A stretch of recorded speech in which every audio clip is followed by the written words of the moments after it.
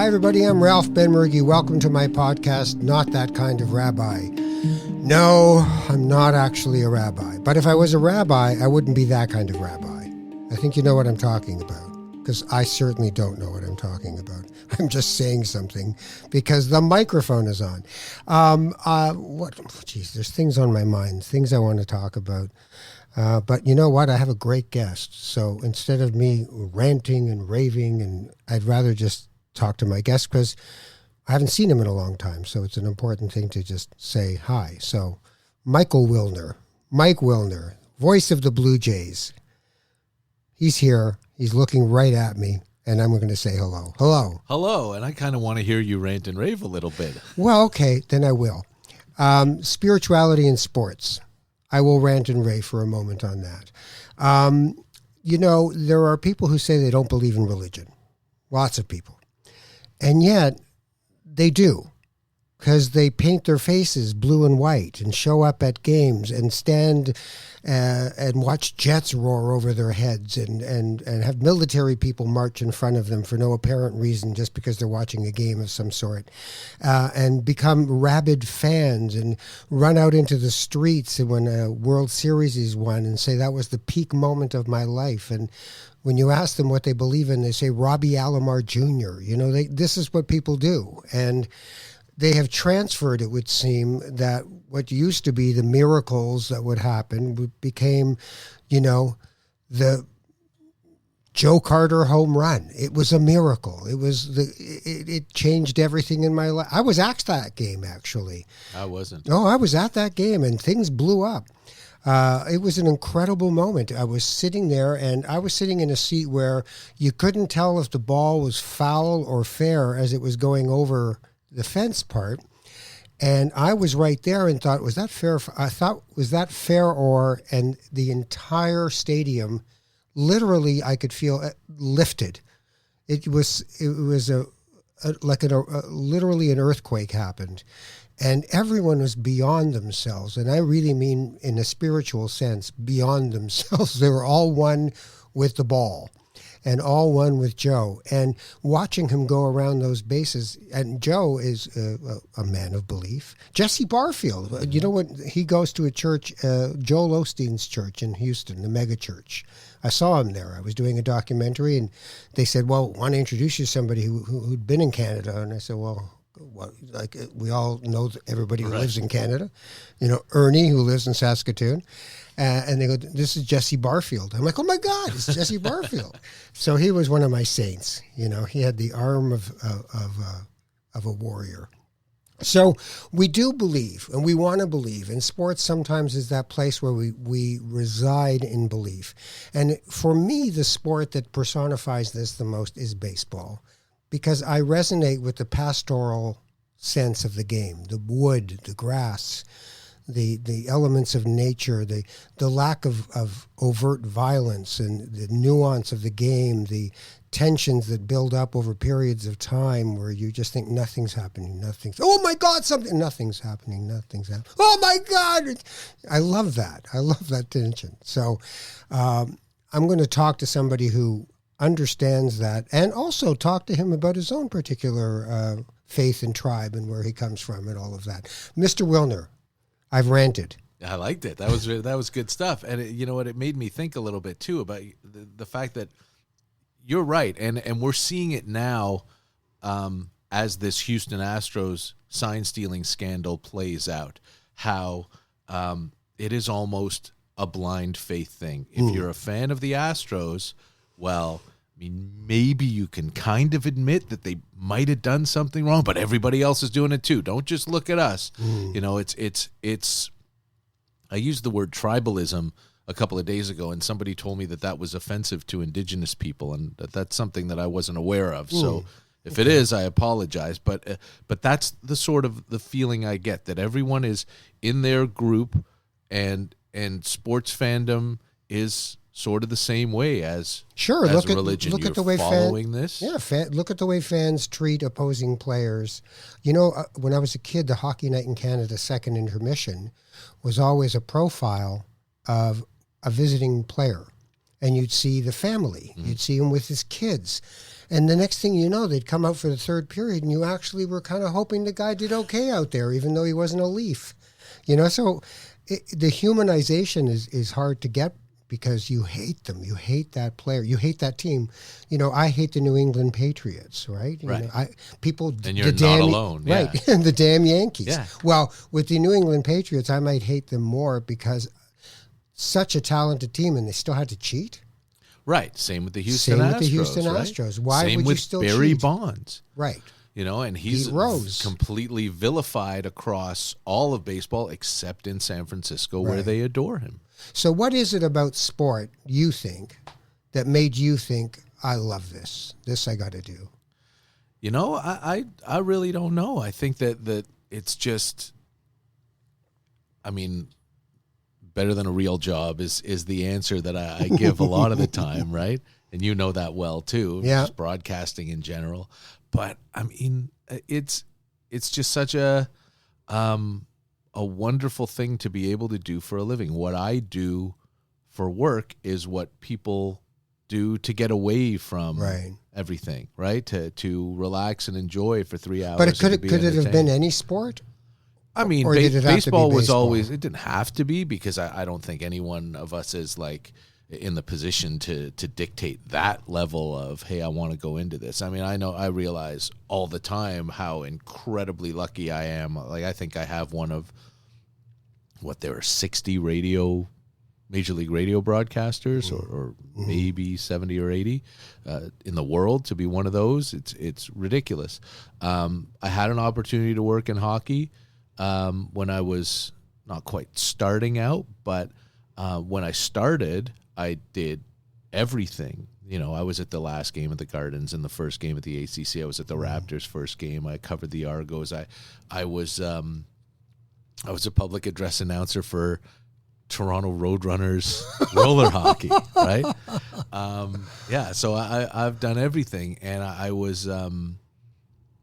It's interesting that you brought up that hockey night story because when the one time that I was kind of sought after was when Scott Ferguson had left the Fan and when Sportsnet Radio was starting. And I was working at 680, and I was the noon to 7 sportscaster.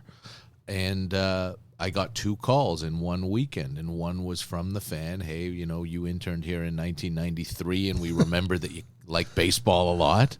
So we've got this opening. And the other one was from Sportsnet Radio, and it was, we want you to come here. And it was like a syndicated radio thing. And Jim Lang was running it. Hazel May worked there.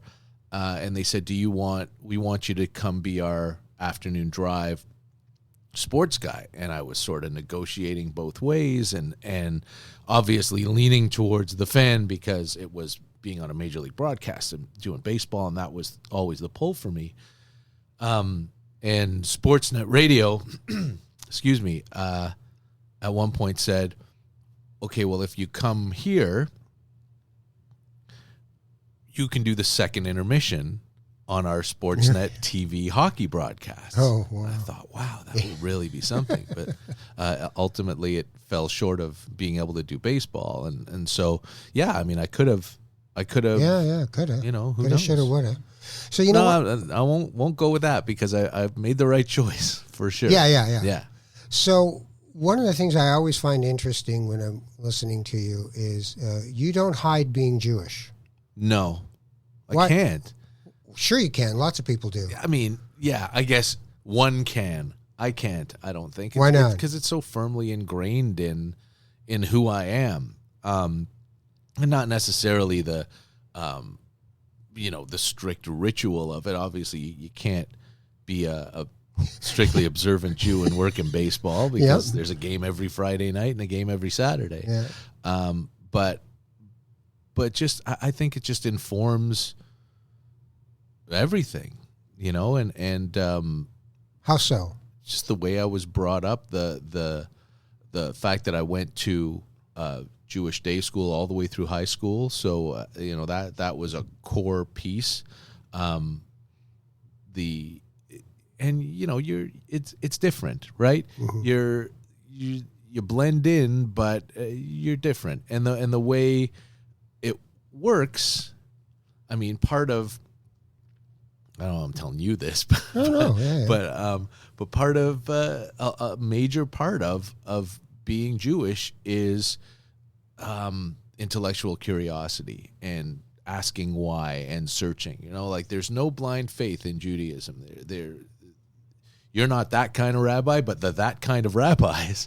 You're encouraged to ask questions, and why is this like this, and why do we think this, and why is this what we believe, and you know, not take things at face value. And I think that's a big part of how I do what I do, and I think that informed a lot of what I did when I was hosting Jay's Talk, because I took nothing at face value and I challenged people to defend their opinions with facts and tell me why they thought the way they think.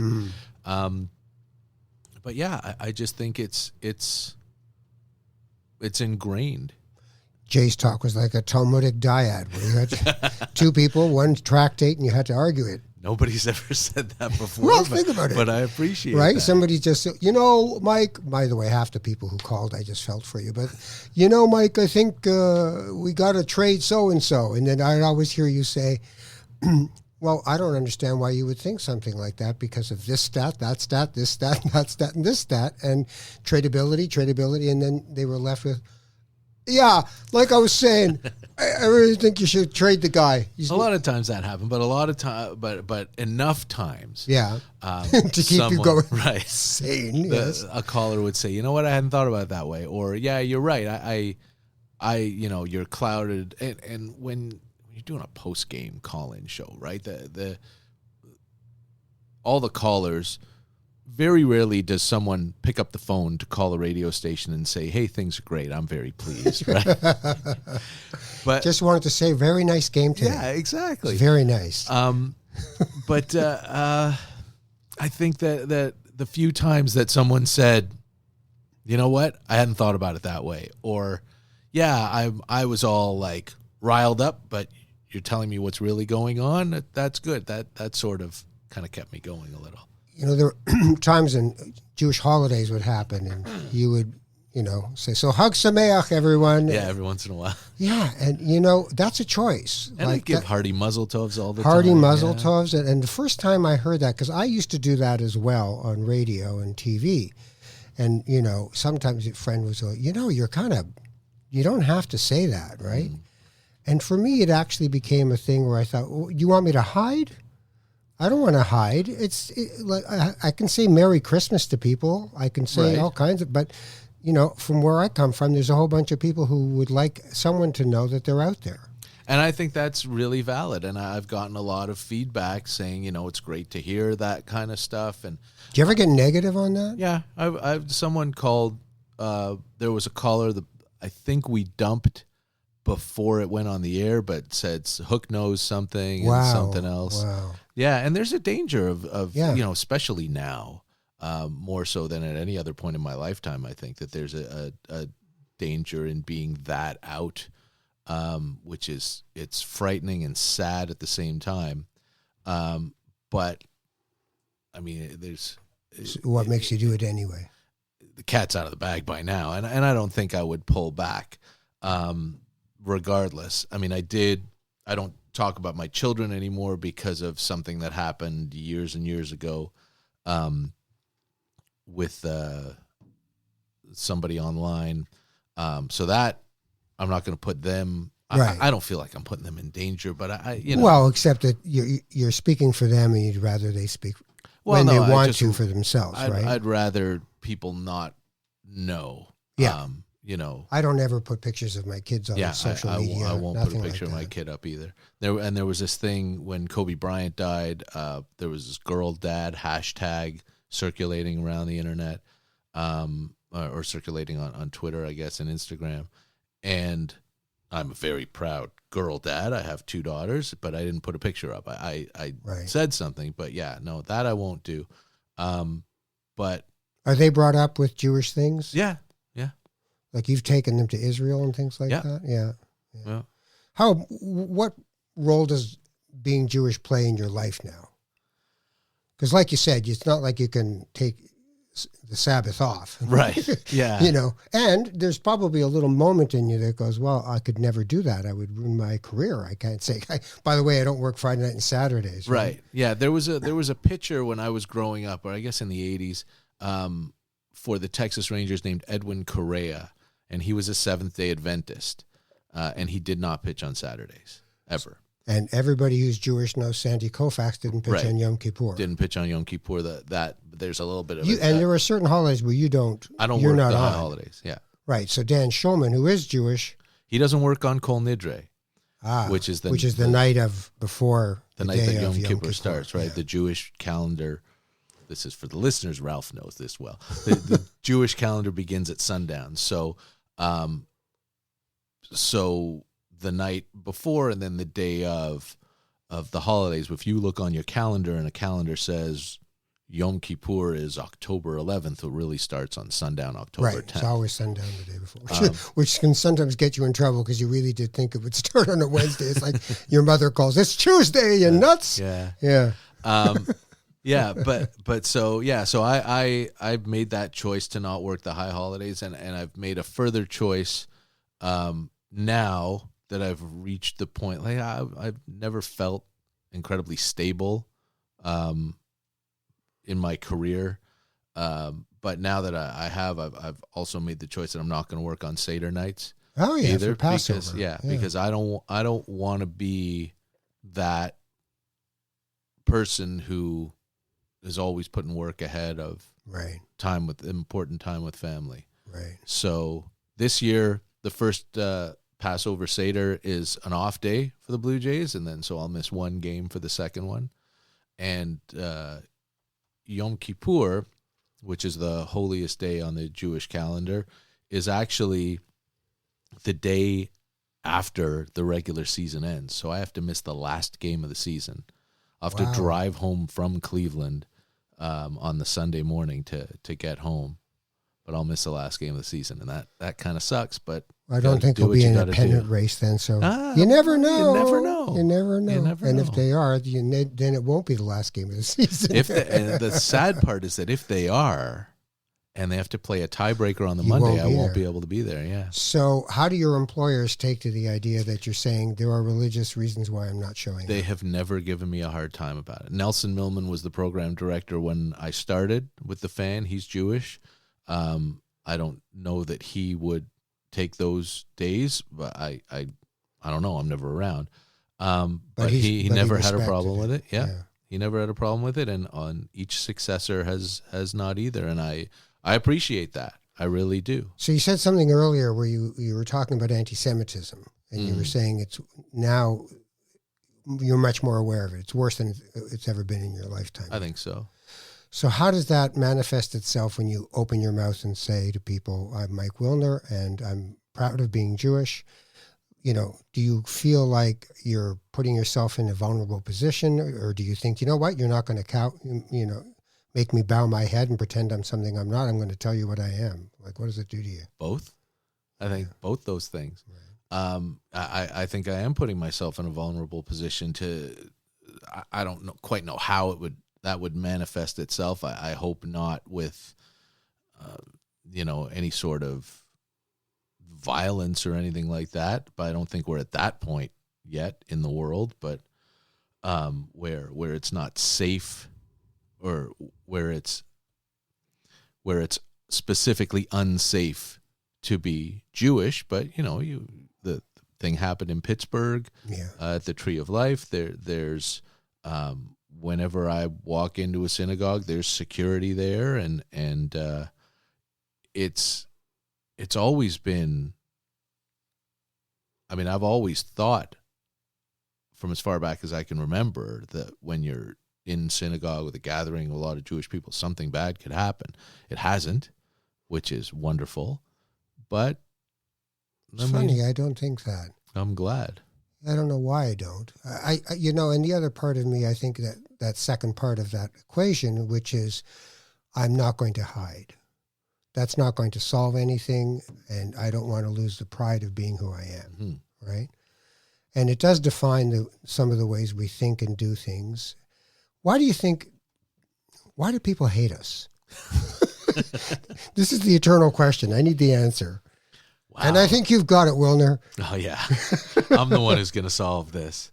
I just think it's people look to blame people other than themselves when things don't go right for them. It's very difficult for in human nature to be so self-aware as to say, my life isn't going that well. It's probably because of some of the choices I've made. And for a lot of people, that's the way it works. And now there's systemic racism, obviously, that exists in the world. And, Sure. and there are people who... Privilege, all Right. these things. People who, no matter what they do, start so far behind the eight ball and has nothing to do with anything that they do that they can overcome it. But I think that there are a lot of people who, there's this sense that Jews run the banking system and the media and all of that stuff, which, I would be doing a hell of a lot better if that was true. Yeah, and that's certainly not the case. But that's been the trope, the forever, story. right? Yeah. Forever and ever. Well, I always think that there's also, for the most part, an insidious nature to the fact that many Jews are Caucasian. Mm-hmm. And the dominant culture of white Christian would say, I didn't see him coming. Oh, there he is, which is a little worse for them than, the color of your skin tells me, or the fact that you're Asian or Native Canadian or whatever it is, I see you coming.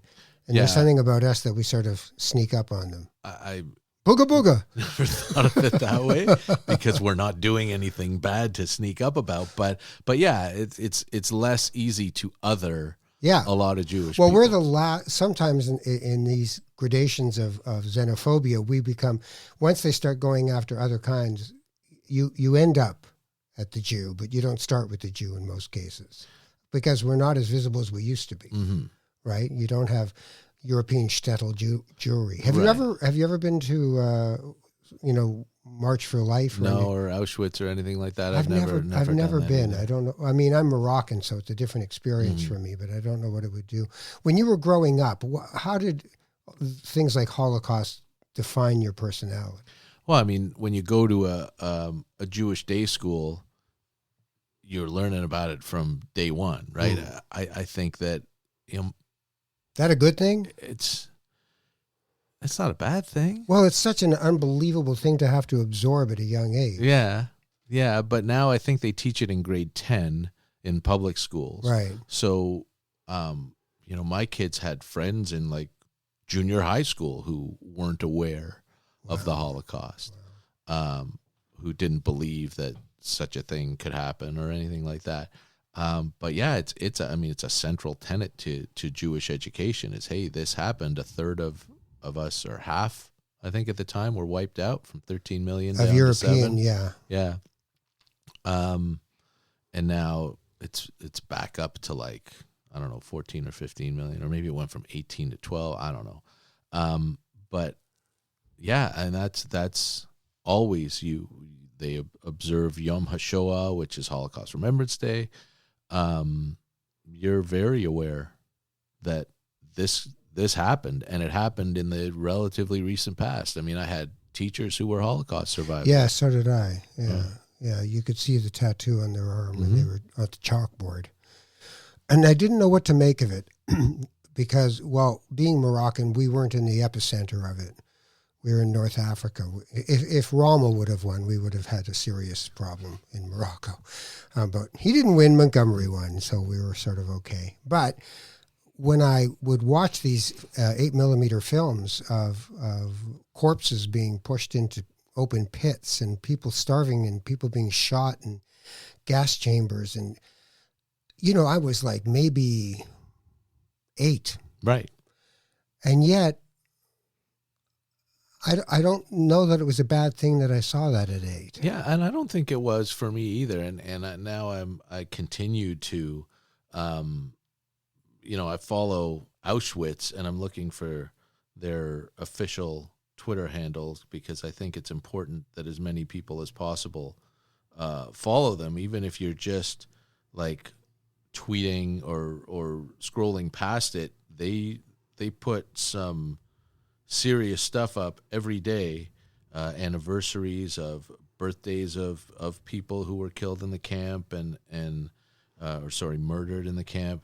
And I think it's at Auschwitz Museum. Well, you wonder, like, when you go to a Holocaust museum, you did that in Jerusalem, I assume. I did that. I didn't actually. Didn't you? Wow. Yad Oh, Vashem. I haven't been to the Washington one. I heard it's quite incredible. It is at Auschwitz Museum, by the way, on Twitter. At and Auschwitz. it's worth a follow. I haven't been to the one. I haven't been to a Holocaust memorial museum, I don't think. Ooh. I've been to memorials. Should go to the I haven't gone to the Washington one. Everyone tells me it's incredible. Yeah, I've heard that. I mean, too. you wonder though, do we become? There's intergenerational trauma that happens with these things, and you pass this on as an unbelievable story of what human beings are capable of.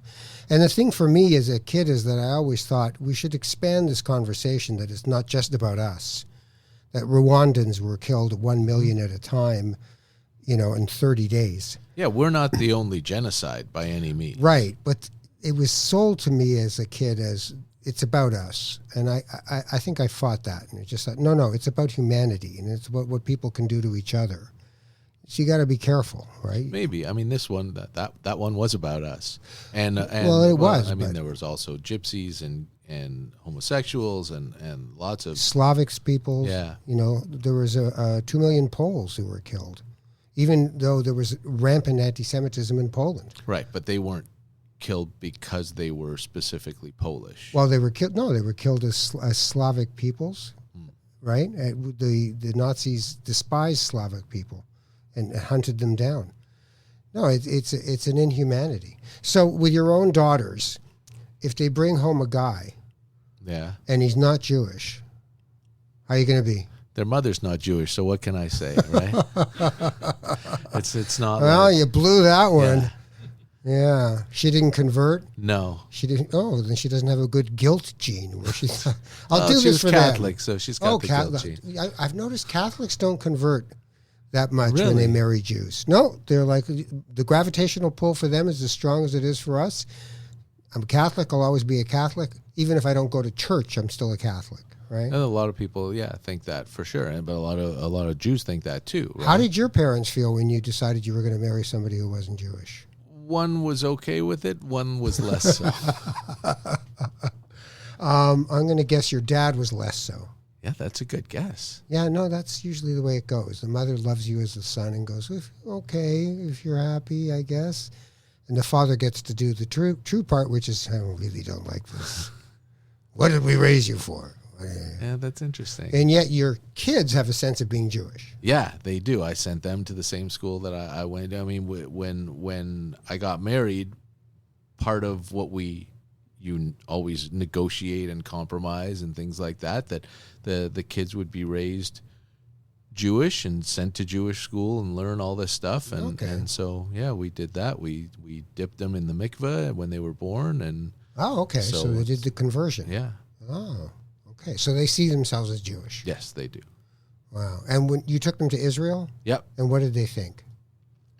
Besides, it's hot. Yeah, it wasn't that. It was pretty nice. We went over winter break. And it was like, all the things that they learned in school sort of came to life because the school that I went to and that they went to was more of less religious and more secular and Zionist and all. It's very Israel centered. Bialik is the name of the school. So you learn a lot about Israel. They have an Israel Interactive Center now there at the school, and it's really cool. And so it's less about ritual and learning prayers and all that sort of stuff as it is about, Jewish humanism or love of Israel and all that stuff. So it really did sort of like this is the stuff we've been learning about. These are the pictures we've been seeing, and it felt very comfortable for all of us. And I had never been there. I didn't go till I was, I think, 44. Oh, wow. Yeah, okay. And it just felt really, really comfortable. Yeah. It's a strange thing to be the dominant culture. Yeah. Right? It's like you can see why 75%, used to be 80% of Jews in Israel see themselves as secular just the way so many people here, Christian people here, see themselves as secular, because it's already here. Like, you don't have to look for a Christian society. This is a Christian society in many ways. And there, you go there, and all of a sudden, on a Friday afternoon, the energy is building because it's about to shut down for a day and a half. People are taking already off work. They're running into the supermarkets. It's all part of the same energy of knowing, oh, my God, we're all... Oh, you're Jewish too. I was there at Christmas Day shooting a documentary, and I'm looking around thinking, this feels really weird to me. Why? And then I realized, oh, it's Christmas Day, and there's not one Christmas light. There's not one sale. There's not, there's no Miracle on 34th Street playing at home. There's nothing going on. This is not happening here. Right? I was there New Year's Eve, New Year's Day, and I found it also really odd that there was no big New Year's stuff. No, because New Year's isn't then. Right. It's in the fall. It's in September. But what's interesting now is 1 in 5 Israelis is Russian, and the Russians do something called Sylvester on New Year's Eve. They have a dinner, a big dinner party. That's what they do with their friends. So they bring that. They also have Christmas trees and buy ham. Really? Because that remnant of Soviet Russia was still Christian. They still did that sort of thing. So that's really interesting. Yeah, it's very. So we went and shot at someone's house, a Russian couple's house, and they were having a big party. And then we went out on the street, and there's no New Year's Eve at all. Right? Nothing. Which was just wild because of what we live in. We're sort of these strange fish going through this thing. Do you ever... I did this with Steve Paikin, and I were watching a baseball playoff game once on TV, and there were some Jewish players. So he knew one and I knew the other one. Just like, he's Jewish. And so then what we started to do was we just looked at all the fans. And then every once in a while we go, that one's Jewish. Really? Yeah, on the TV. You'd see these kids, these people in the crowd and think, yeah, I bet you that one's Jewish. That's interesting. I try not to fall into that. Yeah, that's a good idea. But I'm very aware of who the Jewish players are. Yeah. For sure. Who are they these days? There used to be Gabe Kapler. Gabe Kapler is Jewish. He's the manager of the Giants now. Yeah. Rowdy Tellez. Rowdy his mother's Tellez? Jewish. Yeah. The mother who passed away. Wow, I did not know that. Tellez being not a dead giveaway. No, really. His dad, right? Ryan Lavarnway, who was in the Blue Jay system, is Jewish. Who I don't know if he is anymore. At one point, the Blue Jays had Kevin Pillar and Ty Kelly on the major league team, and Lavarnway and Tellez in the minor leagues. So they had 4 guys in like double A rare, in the major right? leagues, just exceedingly rare. Yeah. And Sean Green, remember? Sean Green, absolutely. And he actually engaged himself in the Jewish community. He here. did, and he hadn't growing up. Right. I think he was bar mitzvahed, but he sort of had moved away from it or really not done anything. But he was so overwhelmed by how much the Jewish community here in Toronto embraced him and how interested they were in him and how much they wanted him to be a part of it that he took to it and he started to do some stuff here in Toronto very much. So as you get older, how do you see... Kevin Youkilis is Jewish. Kevin Youkilis, that's right. Nice boy. Yeah. So as you get older, do you see yourself... How do you see your Judaism as you've raised kids, you're established in your career, you're on the other side of I'm always young. Yeah. So how do you see it? I don't think any differently. No? I don't think so. No, I think it's just it's a central part of who I am and it always will be. It's just it like I said before, it informs the way you think and the way you sort of look at the world, and so it's always there. You don't walk around and it's not like in your head there's a loop of I'm Jewish, but it's there is sort of. Yeah, I guess there is. But it's just that's the way that you engage with the world. Right.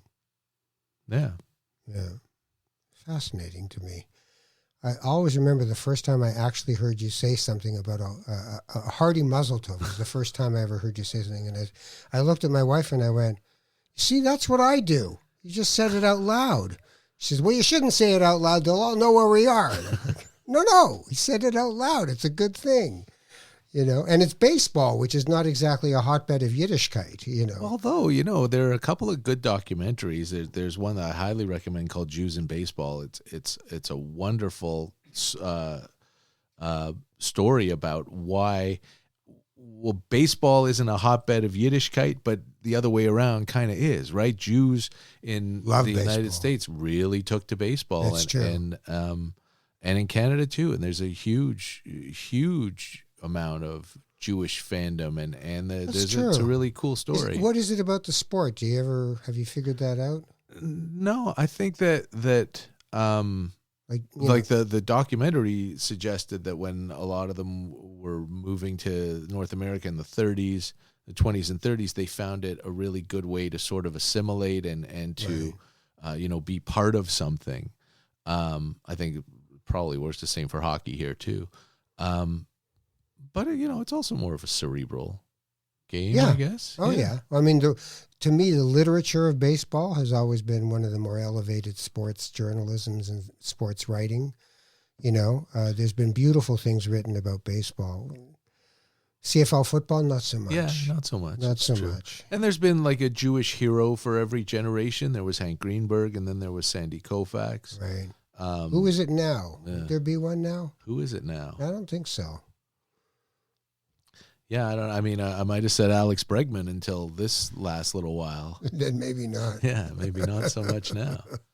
That's the other thing. Once you identify as something, people can decide that you are a representative of it. Yeah, whether you want to be or not. Yeah, and do you live up to whatever it is they want? Would you say you're more culturally and Zionistically Jewish, or as opposed to religiously Jewish? Yeah, I think so. I mean, I think for sure culturally and Zionistically, I feel like I do, everybody sort of picks and chooses the rules that they follow. Sure. Regardless of religion, whether you're Jewish or Christian or Muslim or whatever. Unless they're Orthodox, and then they just say, I don't, this is not an arbitrary thing on my part. I do what I have to do this. I'm not sure I'm 100% with you on that. I still think that even there are some little, this might, interpret it this way true. Or interpret it that way. So yeah, I mean, like you don't go to synagogue regularly outside of the season. Right? I go to synagogue on the high holidays. I'll go when there's a yortzeit, which is a memorial of someone's passing away. My aunt and uncle, or my aunt, my father's sister, not only attends, because you have to, as a mourner on the anniversary of a parent's death or a sibling's death, you have to say the Kaddish and you go to synagogue for that day's prayers. She will do it for her grandparents still too. She feels like she's keeping the tradition that picking it up from her parents and stuff like that. And I don't know, a couple of weeks ago was the anniversary of my grandfather. Yeah, he died at the end of January. My grandfather's death, and it was Super Bowl Sunday. In fact, it was, and they were worried that there might not be enough people. You have to have a minyan, right? 10 people. Yeah. And it has been for a long time 10 men. The synagogue that they go to has started to count women, I think probably because they've had to, because not enough people were showing up. So just for the daily prayers.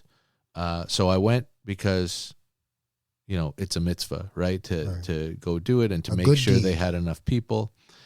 So yeah, I went there and how do you feel when you're in there? At home?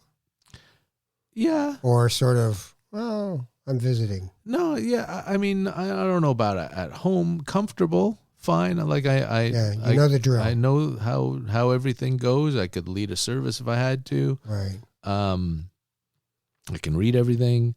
So yeah, comfortable for sure. Yeah. Yeah. Interesting. Shulman's Jewish. Do you guys ever talk about being Jewish at all, or do you just have the code of being Jewish? probably the latter. I don't. I mean, he'll ask me sometimes at the beginning of a season, "Hey, when's Rosh Hashanah this year?" or something. You know, I don't want to blow this. right, to figure stuff out. Yeah. But I mean, he went to the same school I went to. Oh, did he really? Yeah. I didn't know that. I don't know if I've told that. I think I told the story to Mike. But it just, I mean, if you reach the pinnacle of your profession, like I feel like I have, you know, you're a major league sports broadcaster, often you're the best. You were the best in your city, never mind, right. you know, your state or whatever. I wasn't even the best in my grade school. Wilner, get back in here. It's a bit of a vindication, isn't it, to have a good life, a good career sometimes? Because when we're kids, we think, I don't know how this is going to go. I'm not exactly feeling the love. I think when I was a kid, I never imagined that this would happen. I just sort of figured it would just be like the way it goes. You go to school, you go to university, right. and then you're either a lawyer or an accountant or something. So, I mean, that was the path I was on till early university. But yeah, What were you going to be? When I went to university, I thought I would be an accountant. My father's an accountant, and I'm sure that was a tug, and I always liked numbers and stuff like that. But as I moved along, I thought probably I would wind up in law school. I wrote the LSATs. Oh, you did? Yeah. Yeah. You know, you just said something that made me realize something. A real disappointment for me is the fetish of statistics in baseball. Really? I know you love it. It's interesting because... And to me, it takes the soul out of the game. The WAR, the runs, it's just like, speak English and talk about human beings trying to play a game that looks simple but is highly difficult. But, you know, bat speeds, all this stuff, it's just... They did this to football too. They're just the sort of, it's almost like weaponizing the sport. Like, trust me, these analytics are really important. They do it in hockey now, and then they talk about caps and how much you spend. It's the business of sport. You know, when McCowan was doing his show, it was all about looking about the business of sport. And to me, it was just like, that's not what we're watching. We're not watching to see what the cap effect is and the luxury tax. We're watching people play a game and seeing if they can do something with it. So that's my rant to that. Because I know you love stats. Only because it's information, because it's a way to quantify what you're seeing, and I think the more you know, the better off you are. I know, but if somebody can't, all of a sudden they can't hit. They've been hitting and they can't hit. Those stats mean nothing to me. It's all in their head.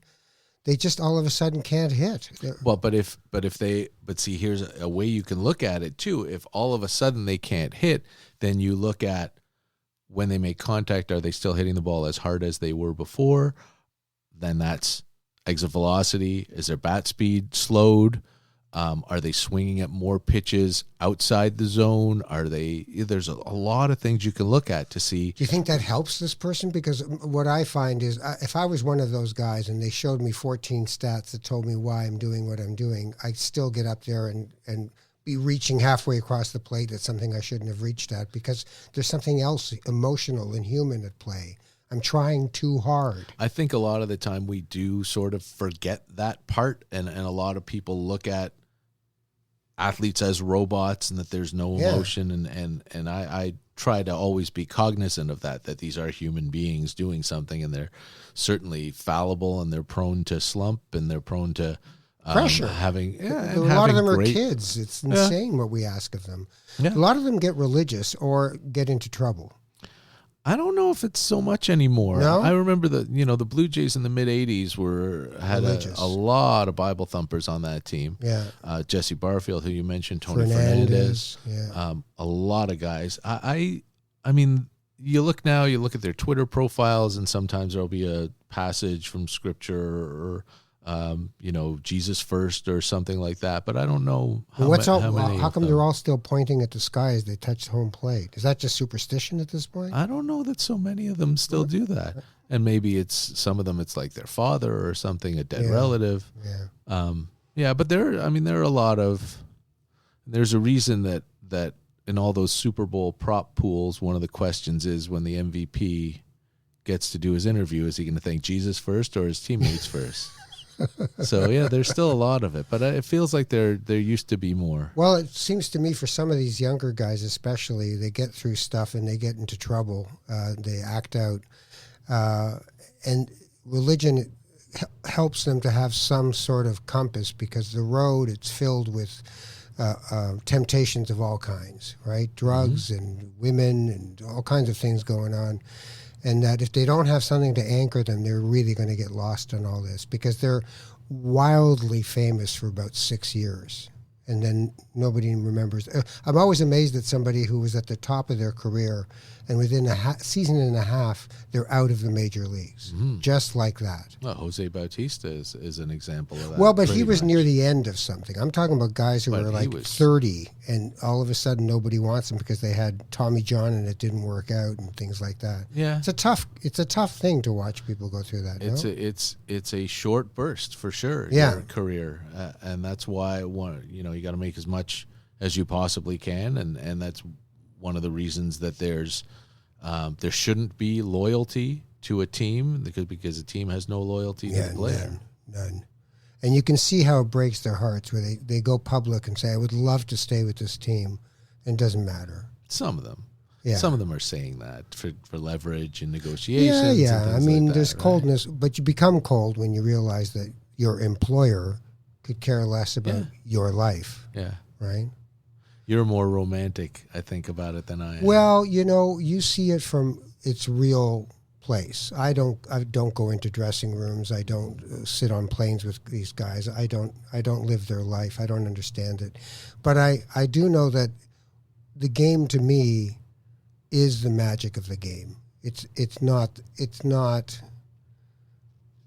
a cold hard thing. Well, look, when we talk about the bat flip, right, we don't talk about what the launch angle was, right, or what the exit velocity was, right, or how far it went. Or in Joe Carter, I mean, right. Did he have a shortened swing? Did he just hold, steady through the strike zone? It's just the more toys we have, and guys are really prone to this. The more toys we have, the more. Look, we're almost at the point of automated umpires. Love it. Can't wait. What? How can you say that? Can't wait. Why? I've The been human pushing element for that for decades. No, the human element is one of the beauties of the game. It's just like yes, making it is. an error on the field. No, it isn't. The human element should, for me, be centered around the players. The players' human failings and human successes, not the umpires.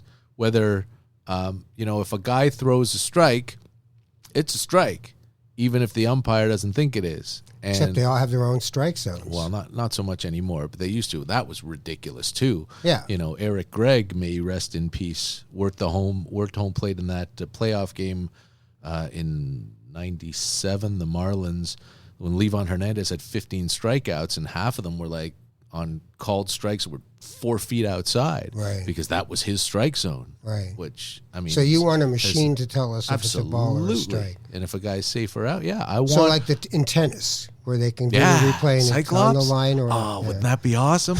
I think that I honestly think that the success and failure should be based on the human element of the players, not the people who are. See, I see the umpires as players. I see them as part of the game itself, right? And there's video replay now, which I find stultifyingly boring. Yeah, some of it can be. Oh my God! Yeah. How long are you guys going to watch the same replay? This is not, a Supreme Court case. This is just some guy whose foot hit the bag at the last second. Yeah.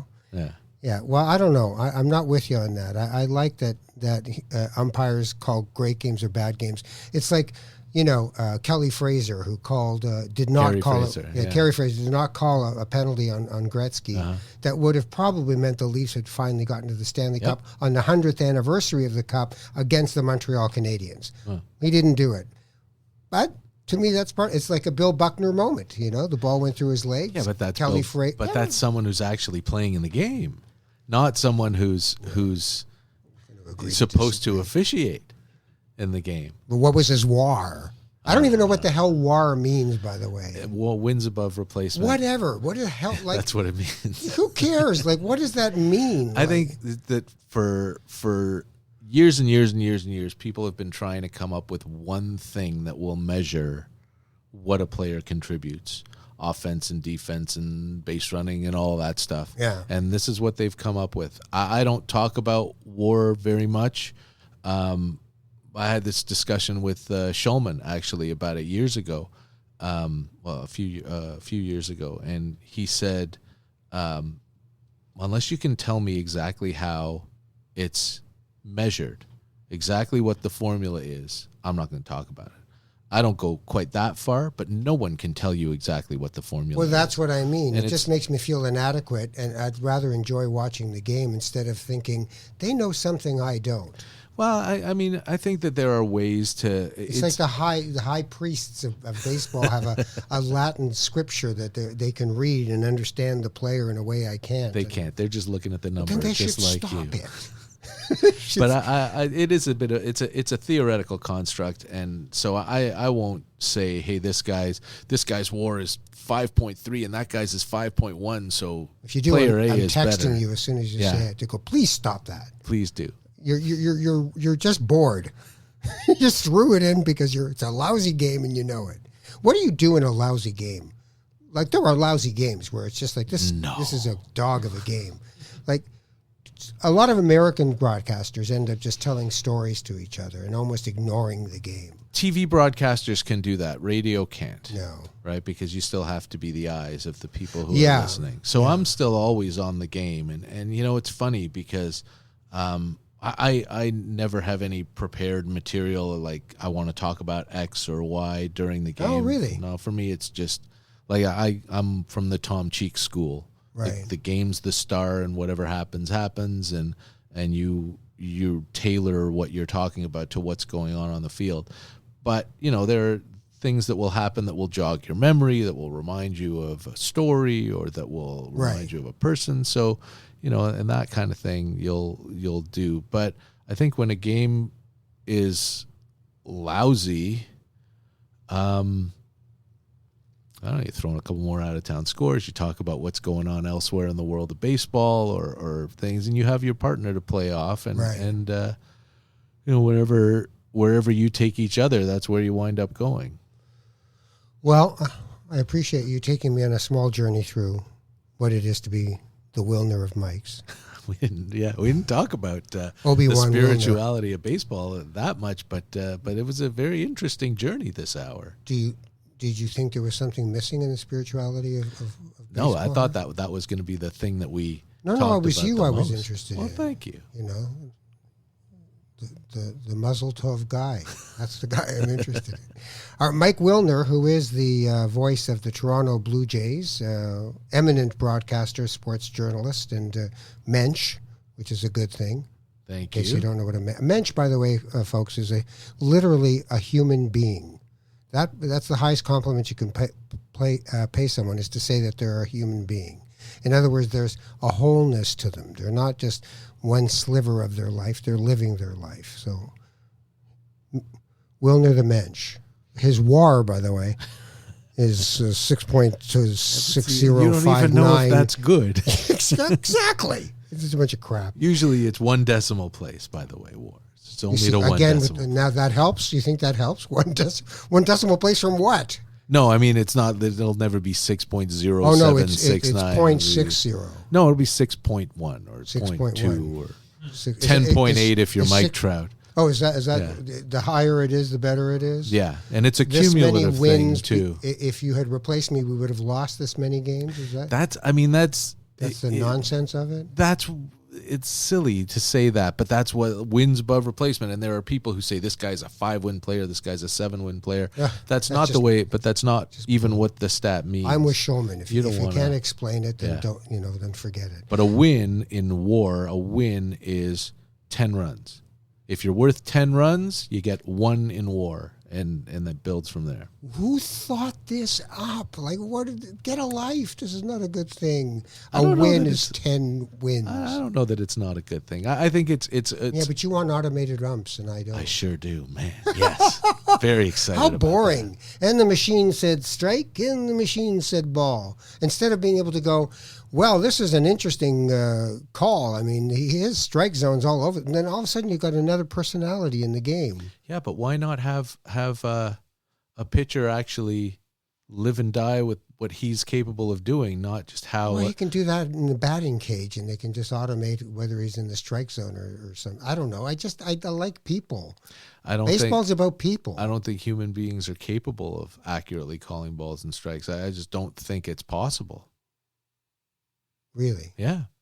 Especially now when people are throwing harder and balls are moving differently or But even then, the breaking. pitcher gets to decide, this is the ump's game.